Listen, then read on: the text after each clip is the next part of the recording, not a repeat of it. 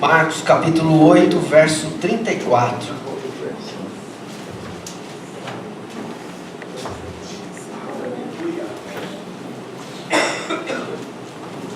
Amém? Marcos 8, 34. Então Jesus, convocando a multidão, juntamente com seus discípulos, disse-lhes: se alguém quer vir após mim, a si mesmo se negue, tome a sua cruz e siga-me. Amém? Os irmãos podem se sentar. Queridos, o maior desejo do Senhor Jesus é que nós o sigamos, é que nós seguíssemos a Jesus.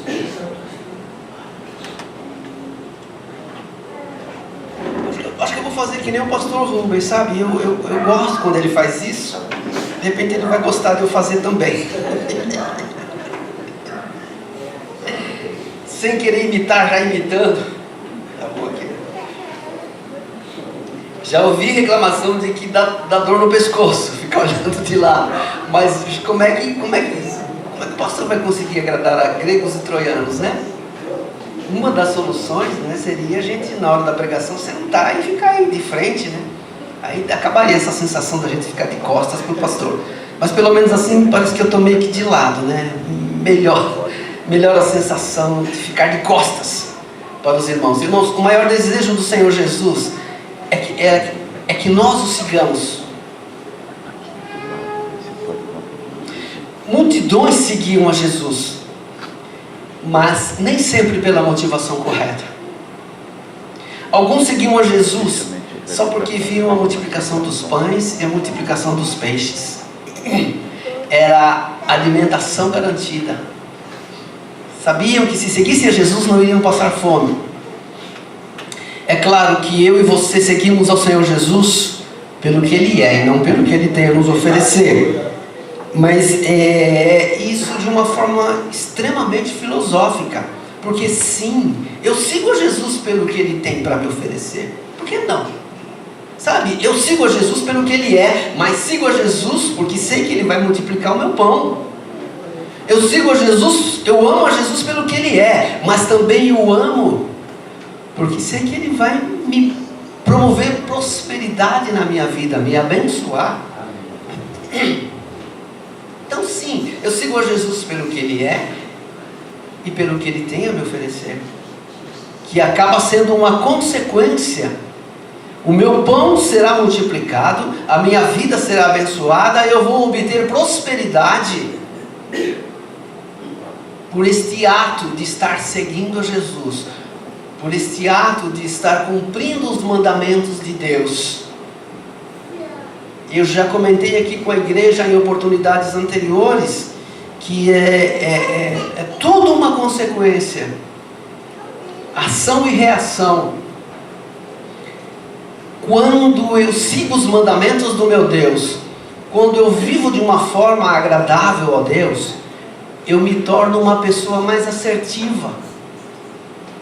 Consequentemente, fazendo mais acertos, eu vou ser um homem mais próspero, porque eu vou ter Deus ao meu lado no momento de eu tomar uma decisão. Poucas decisões ou menos decisões eu vou tomar erradas se eu tiver Jesus comigo e por Ele for guiado. Oh, glorificado seja Teu nome, Deus Santo. Se eu tiver Jesus comigo e por Ele for guiado, onde quer que for, irei onde Ele me mandar, irei. Seguirei ao meu bom mestre. Seguirei ao meu bom mestre. Deus colocou esse hino nesse momento no meu coração. Mas será uma consequência, a minha prosperidade será uma total consequência, porque ao estar com Jesus, Ele vai me dirigir, Ele vai me orientar, e eu vou fazer mais acertos. Vocês perceberam? Mas é porque eu estou com Jesus. E se eu não estivesse com Jesus, eu estaria mais propenso a cometer toda sorte de erros possíveis e imagináveis. Então sim, eu amo Jesus pelo que Ele tem a me oferecer. E deixando a filosofia de lado, eu amo a Jesus também porque Ele multiplica o meu pão. Porque Ele nos torna mais assertivo para a glória do seu nome.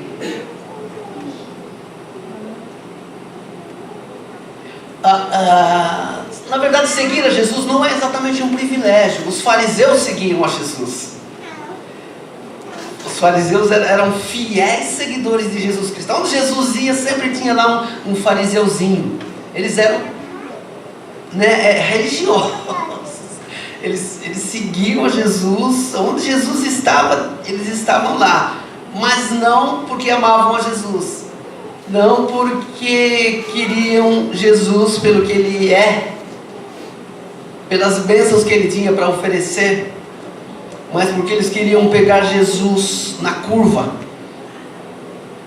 nas palavras de Jesus. Eles queriam, a intenção deles era derrubar Jesus, Infelizmente naquela época não haviam gravadores de voz, mas se houvessem, os fariseus gravariam as pregações de Jesus, mas não para se converter, para vasculhar, vamos ver se a gente acha um errinho aqui, uma distorção na verdade aqui, para derrubar esse camarada. Então eles eram fiéis seguidores de Jesus, mas por motivações incorretas. Irmãos, cabe nesse momento uma reflexão. Por que eu sigo a Jesus? Porque sou pastor? Porque minha família vem nessa igreja? Porque minha esposa é dessa igreja? Porque meu marido, no caso de algumas irmãs, enfim. É momento de nós refletirmos sobre quais as verdadeiras motivações que me levam a seguir a Jesus. E Jesus faz exigências, e é interessante lembrar que as exigências que Jesus faz, ou mais para frente ou mais para trás, na sua palavra, Ele disse ou vai dizer: suave é o meu fardo, o meu fardo é leve. O fardo de Jesus é leve. Ele sim faz exigências.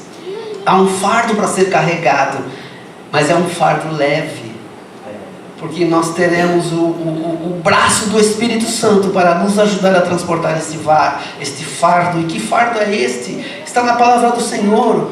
Um pequeno fardo que temos que carregar. Temos que, em primeiro lugar, querer seguir a Jesus. Se alguém quer vir após mim, negue-se a si mesmo. É um fardo para ser carregado. E depois tome a sua cruz.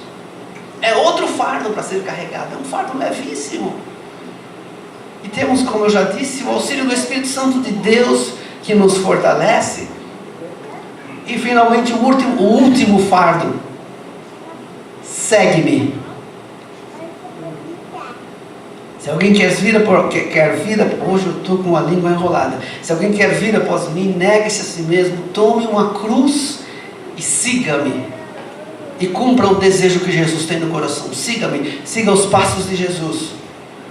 Se há alguma dúvida no que eu tenho que fazer, eu perdi os passos de Jesus, será que é aqui mesmo, Jesus? Pergunte-se. Eu aprendi isso com as publicações que o pastor Rubens faz no WhatsApp. Pergunte-se, o que faria Jesus nessa situação? Será que Jesus evitaria seu irmão? Será que negaria a palavra de Deus? Será que mentiria? O que faria Jesus? Isto é seguir a Jesus. Na dúvida, pergunte-se, o que faria Jesus no meu lugar? Irmãos, Deus colocou a eternidade no coração do homem. Eclesiastes capítulo 3, verso 11. Ele fez tudo apropriado ao seu tempo. Também pôs no coração do homem o anseio pela eternidade.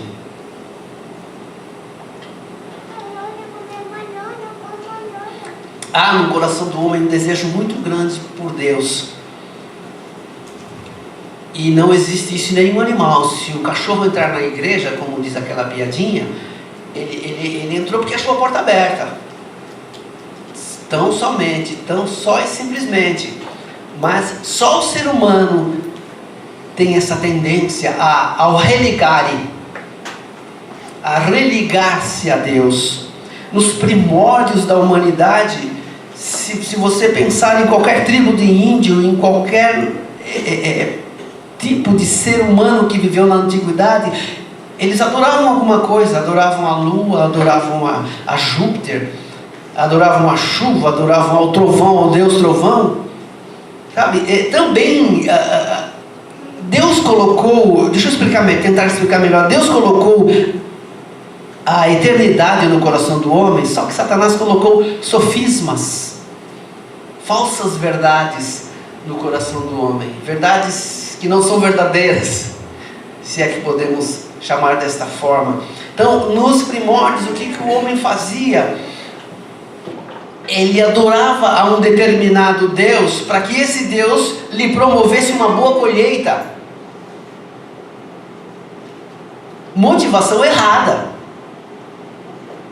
Eles adoravam um determinado Deus, eles faziam sacrifícios de virgens aos vulcões, para que a ira daquele determinado Deus fosse aplacada. Então sempre houve motivações erradas, e o homem sempre buscou a Deus, infelizmente, porque aprendeu errado, porque há sofismas que ensinam o ser humano a buscar Deus por motivações erradas. E Deus, ele, diferente dos deuses, que o povo fazia sacrifício para aplacar a sua ira, fazia sacrifícios para ter a sua colheita abençoada, antes que nós procurássemos a Deus, Ele nos procurou, Ele nos amou primeiro. Ele se mostrou a Abraão, Ele se mostrou a Moisés, espontaneamente: eis-me aqui, o eu sou, que falo contigo. E a partir daí Moisés o adorou, e a partir daí Abraão o adorou, e a partir daí Abraão o serviu, diferente dos outros deuses, que na verdade não são deuses. O homem não foi procurar esse Deus, não foi sacrificar a esse Deus para aplacar a sua ira, para que a sua colheita fosse abençoada. Deus faz o movimento contrário, Deus anda na contramão. Ele foi até o homem e se ofereceu. Eu sou. O eu sou está aqui. O eu sou para nos abençoar. E nos amou primeiro, antes que eu... Talvez, com certeza, no ventre da minha mãe, antes que eu tivesse nascido ainda, Ele já me escolheu, Ele me chamou para uma nova terra, me desafiou a sair da minha tenda, a contar as estrelas do céu. Claro que simbolicamente isso só aconteceu com Abraão, mas nós somos Abraões, por que não? Né? Deus me chamou sim, Deus me enviou a uma nova terra sim, Deus me desafiou sim, para sair da minha tenda e contar as estrelas do céu. Assim são as bênçãos que Ele tem para mim e para você. Ah, mas só aconteceu com Abraão. Eu sou um Abraãozinho da vida também. Louvado seja Deus, porque Ele me chama para que eu saia da minha tenda e conte as estrelas do céu. Assim será as bênçãos que Ele tem para mim. Vamos fazer um rápido tour pela religiosidade ao longo dos séculos. Vamos tentar olhar a igreja com os olhos do mundo. Claro que nós estamos do lado de dentro, então a nossa visão é uma, mas vamos tentar fazer esse exercício, tentar ver a igreja de Deus, não somente a evangélica, mas a católica também, pelo lado de fora, ter uma visão do mundo, do que nós somos, e nós sabemos o que o mundo pensa de nós. Não é uma coisa muito boa que eles pensam de nós, diante de tanta corrupção, diante de tanta propina que os evangélicos se envolveram nos últimos anos. Antigamente, poucos anos atrás, era uma honra ser crente, porque os artistas se convertiam, né? Isso chamava muita atenção, e quem não queria ser crente? Mas parece que a mentalidade mudou, viu? Mudou bastante, porque diante de tanta propina, diante de tanta corrupção, já não é tão honroso ser evangélico. Eu estou lembrando aqui que tem um determinado candidato aí, que a esposa dele é crente, Aí perguntaram para ele: qual a sua religião? Ele poderia dizer: não, eu vou na igreja da minha esposa, eu sou crente. Não, ele deu uma resposta inteligente. Ele falou: sou católico. Bolsonaro. A esposa dele é evangélica, mas ele disse: eu sou católico. Né? Eu achei uma resposta inteligente, porque se ele dissesse que ele é evangélico, ia pegar mal, porque lá no Congresso, gente, complicado o negócio lá, né? Tantos evangélicos envolvidos aí com corrupção, com propina. E esse senhor aí que está fazendo a cabeça dos jovens deu essa resposta: eu sou católico. Tudo bem. Na Idade Média, a religiosidade dominante era a Igreja Católica. Eles dirigiam o mundo com punhos de ferro, e aí os que ousassem discordar. Eles criaram um sistema que chamavam de Santa Inquisição. Quem ousasse discordar poderia ser queimado. Não necessariamente a fogueira era a penalidade máxima, né? Dependendo do delito, a pessoa poderia ser presa, poderia pegar prisão perpétua, que eles não consideravam como penalidade máxima, pena capital, e finalmente ser queimada numa fogueira.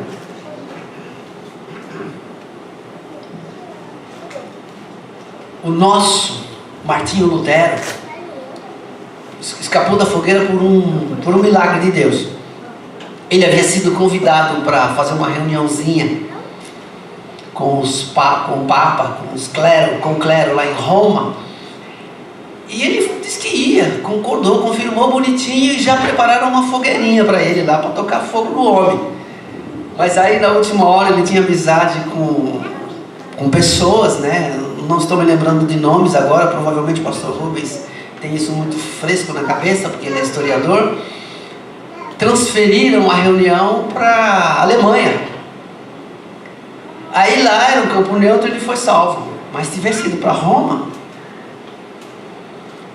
com certeza o protestantismo nasceria, mas não com Martinho Lutero. Teria sido morto, queimado, como tantos outros o foram. Então havia esse hábito na Igreja Católica, né? Eles dominavam com punhos de ferro. Naquela época criaram também indulgências. O que são indulgências?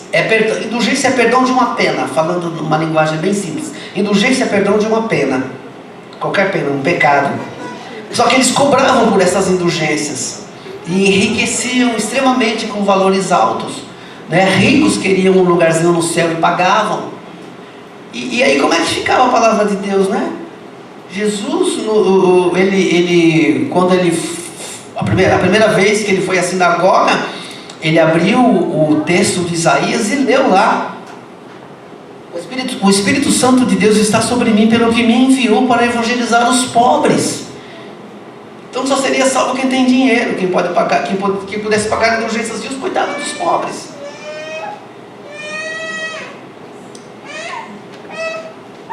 Havia um outro sistema também que eu observei naquela época, na Idade Média, na Igreja Católica, que era dominante. Eles tinham um dispositivo para expiar os seus pecados. Eles chama-se cilício.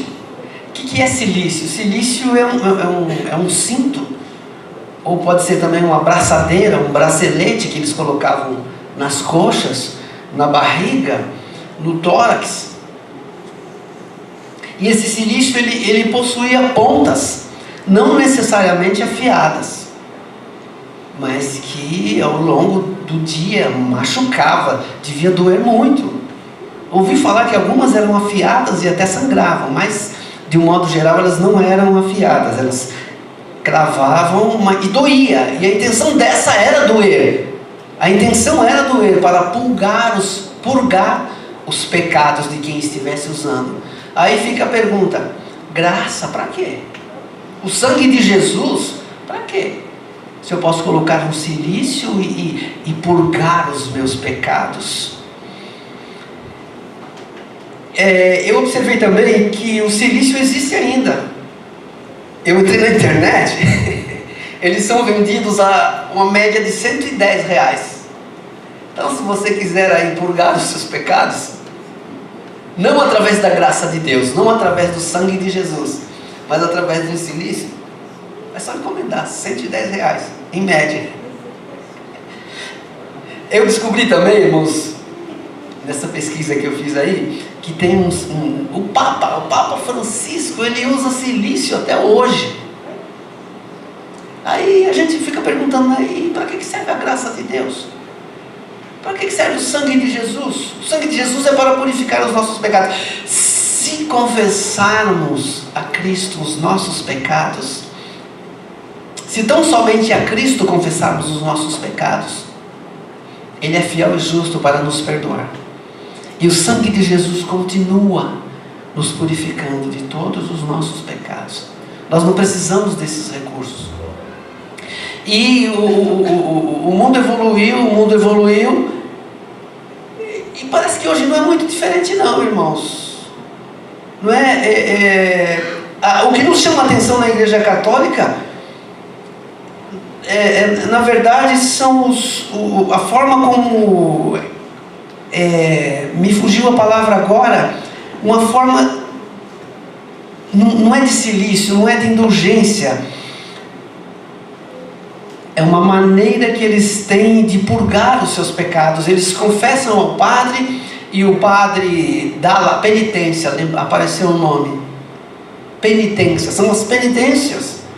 Então, graça de Jesus, para que se eu posso pagar uma penitência? Confessei o meu pecado, vai lá, tantas Ave Marias, enfim, penitências. Irmãos, nós vivemos pela graça de Deus, e graça significa favor imerecido. Jamais qualquer coisa que nós viermos a fazer poderá pagar a graça que Deus tem sobre as nossas vidas. O amor gratuito, sem que nós merecêssemos. Ele nos ofereceu salvação, Ele nos oferece perdão, Ele nos oferece vida eterna, Ele nos abençoa, Ele multiplica o nosso pão. Hoje não temos mais Santa Inquisição. Hoje não temos mais indulgências, talvez não com esse nome. Que tem igrejas aí que exigem, que incentivam os seus membros a fazerem sacrifícios. Esses dias eu ouvi um bispo na televisão incentivando pessoas e dando testemunho, para pessoas, como se fosse uma indulgência, fazer sacrifício dos seus bens. Ele falava mais ou menos assim: Deus te deu esse SUV aí, esse carro caríssimo, só que Ele está te pedindo de volta, e você vai desobedecer? Você vai desobedecer uma ordem de Deus? Se Ele mandou você dar, você tem que dar. Sabe, é como se o cristão pagasse, investisse em Deus, sabendo, acreditando de alguma forma, esperando receber 100 vezes mais. Só que a palavra de Deus diz que sim, nós receberemos 100 vezes mais, mas em tribulações. Jesus jamais nos prometeu um mar de rosas. Eu não estou pregando, vejam bem, eu não estou pregando contra a prosperidade, não é nada disso. A gente só tem que tomar um pouco de cuidado. Eu prego a favor da prosperidade bíblica, a prosperidade que está na palavra de Deus. Como eu disse a princípio, vocês perceberam que eu sou a favor da prosperidade bíblica. Eu sigo a Jesus, sim, pelo que Ele é, mas eu o amo, porque Ele vai multiplicar o meu pão de cada dia. Eu o amo porque Ele vai junto comigo, em sociedade comigo, fazer mais, me promover mais acertos, para que eu prospere. Então eu não sou contra a prosperidade, muito pelo contrário, eu sou a favor da prosperidade bíblica. E já indo para o final, irmãos, a verdade é uma só. Nós vivemos no nosso país, nós vivemos no Brasil, infelizmente, juntando evangélicos, neopentecostais, católicos. Claro que existem crentes fiéis, claro que existem igrejas que realmente estão aí para agradar a Deus, Eu dou destaque para a Igreja Formosa, claro. Bíblica da Paz, né? Tem mais alguém aqui, Assembleia de Deus, né? Não vamos deixar ninguém de fora. Tem muita gente sincera, muita igreja que tem Deus na frente. Mas de um modo geral, em linhas gerais, como o mundo nos enxerga, lembra que eu falei isso a princípio? Vamos ter uma visão da igreja do lado de fora. E do lado de fora, irmãos, nós vivemos em nosso país uma igreja sem graça. E graça para quê? Se eu posso pôr um silício no meu tórax, na minha barriga, na minha perna? E graça para quê? Se eu posso fazer penitências? Para que o sangue de Jesus? Para purificar os meus pecados? Então vivemos sim uma igreja um pouco sem graça, sem a graça de Deus, na verdade, porque compramos, né? O neopentecostal, de um modo geral, acaba passando essa ideia de que podemos comprar as bênçãos de Deus, e não é nada disso que Deus quer de nós, não é nada disso que Deus espera de nós. Mas existe uma igreja que Santo Agostinho chamou de igreja invisível. É uma igreja que só Deus sabe quem são os membros desta igreja. Eu não devo dizer, eu sou membro desta igreja invisível. Só porque eu sigo a Jesus, os fariseus também seguiam a Jesus. No coração do fariseu, irmãos, ele era super sincero. Ele estava agradando a Deus. Então se eu dizer, olha, eu sou um membro da igreja invisível, e de repente Deus pode dizer, não, você está enganado, filho. Ainda te falta uma coisa. Então só Deus conhece os membros desta igreja invisível. E são membros de diversas igrejas, são elementos de diversas igrejas, da Formosa, da Bíblica da Paz, da Assembleia de Deus, da Igreja Batista, da Igreja Presbiteriana. E Jesus virá para recolher este povo, para recolher esta igreja invisível. Esta igreja vai subir com Jesus. Eu gostaria e pretendo, com a ajuda de Deus, fazer todo o possível para ser um membro, um elemento desta igreja invisível. E quando Jesus voltar, ser recolhido junto com Ele. Voltando à pergunta, quem são os membros dessa igreja? Será que dá para saber? É só Deus que conhece, mas os membros dessa igreja invisível, irmãos, têm características nítidas, claras. Quem são os membros dessa igreja? Aqui no texto da palavra de Deus, nós acabamos de ver algumas características desse membro. Eu gostaria muito de ser membro dessa igreja. Você gostaria? Isaac, você quer ser membro dessa igreja invisível? Então vamos ver se você passa aqui nas provinhas aqui. Aqui na palavra que Jesus disse, você é capaz de negar-se a si mesmo? Negar-se a si mesmo, gente, é fazer o que... Eu vou simplificar, tá? É fazer o que Jesus fazia. Jesus, ele tinha autonomia para trabalhar sozinho. Eu já disse isso aqui várias vezes. E se ele tivesse trabalhado sozinho, o evangelho seria exatamente igual, sem tirar uma vírgula. Porque ele aprendeu com Deus. Mas não, ele negava-se a si mesmo. Ele passava noites em claro, buscando a face do Senhor, buscando a vontade do Pai. O meu alimento é fazer a vontade do Pai. Isso é negar-se a si mesmo. É saber fazer, é saber como fazer, é ter a oportunidade de fazer, mas não, eu vou buscar a vontade de Deus. Eu vou dobrar os meus joelhos. Senhor, é isso mesmo, Pai. Eu não tenho dúvidas, mas Senhor, é isso mesmo, Pai, que o Senhor quer de mim. Negar-se a si mesmo. Será que nós somos uma outra característica do membro dessa igreja? É carregar uma cruz. Não como pagador de promessas. Não sei se vocês tiveram a oportunidade de assistir esse filme. Não como um pagador de promessas, né, que carregava a cruz e queria entrar numa igreja católica, só que ele tinha feito um voto para um santo do candomblé. Aí virou uma bagunça toda e um filme muito engraçado, chega a ser engraçado até. Mas sim, nós carregamos uma cruz. E não é fácil carregar uma cruz. Mas seremos abençoados ao carregarmos a nossa cruz. Há uma cruz para ser carregada e Jesus nunca escondeu isso de ninguém. Primeira característica, não necessariamente nessa ordem, negar-se a si mesmo. Segunda, uma cruz para carregar. Há mais características ainda. Os mandamentos de Deus. Com certeza, os elementos, os membros desta igreja invisível, eles amam a Deus de todo o coração, de toda a sua alma, de todo o seu entendimento, com todas as suas forças, e amam ao seu próximo como a si mesmo. Se eu for capaz de amar a Deus acima de todas as coisas e amar ao próximo como a si mesmo, pode ter certeza, pelo menos uma característica de um membro desta igreja invisível eu já tenho. Salmo 24, verso 4. Digamos assim, a última característica desse membro, as últimas características desse membro da igreja invisível, dessa igreja que vai ser salva, que Jesus virá buscar. Quem tem as mãos limpas, o coração puro, que não se entrega à vaidade e nem jura enganosamente.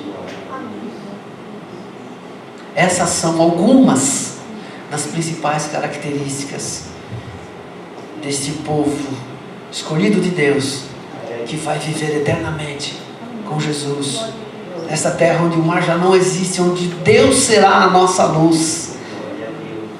Eu imagino que será uma luz linda. Eu acho linda a luz do sol, somente ao entardecer assim, chego a sentir a presença do meu Deus nas estradas, quando vejo aquele gramado, aquelas árvores, aquela coisa maravilhosa ao entardecer. Não tem coisa mais bonita. Tem coisa mais bonita sim, a luz de Deus.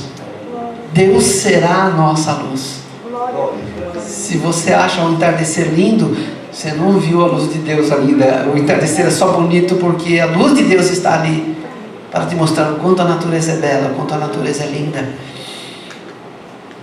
Esse é o povo que vai morar no céu.